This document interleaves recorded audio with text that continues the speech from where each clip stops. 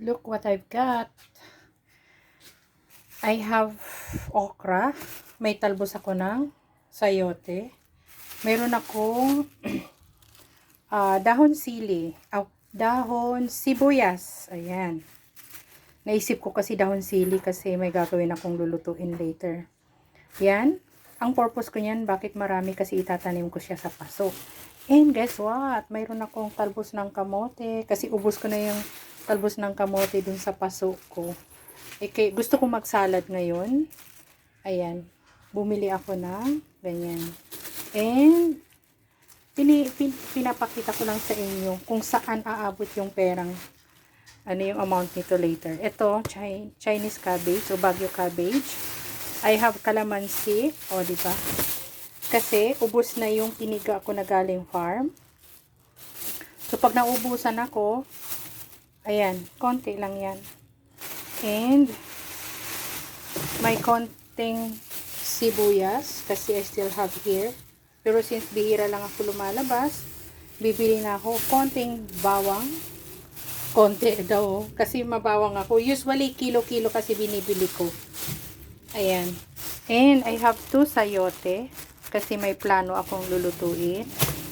And, I have 1 ampalaya. Ayan. Isasalad ko yan. Kasi organic siya. And, nagsasalad lang ako ng ampalaya if it is organic. I have sitaw kasi we still have kalabasa from our farm. So, may plano akong mga lutuin dyan. I have 2 bisugo. Since ako lang, mamayang hapon pa dadating ang brother ko. I have 2 bisugo. Yan ang lulutuin ko ngayon. I have konting shrimp. Ayan.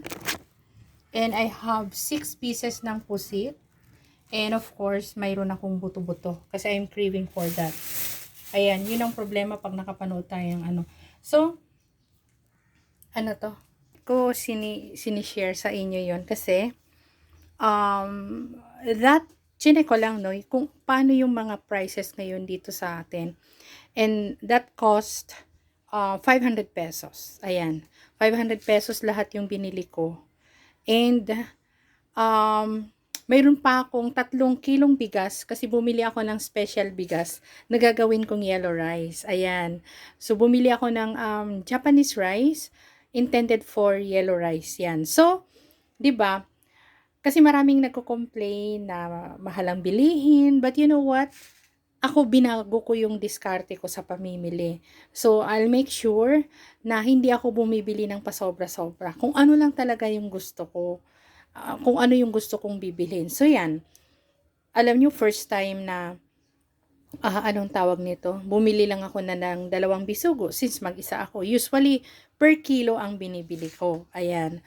So, I hope it helps, no? For us to stretch our budget. Kasi, a lot of people really, saying, no, they said that, nahirapan sila sa pagbabudget. So, I hope it helps.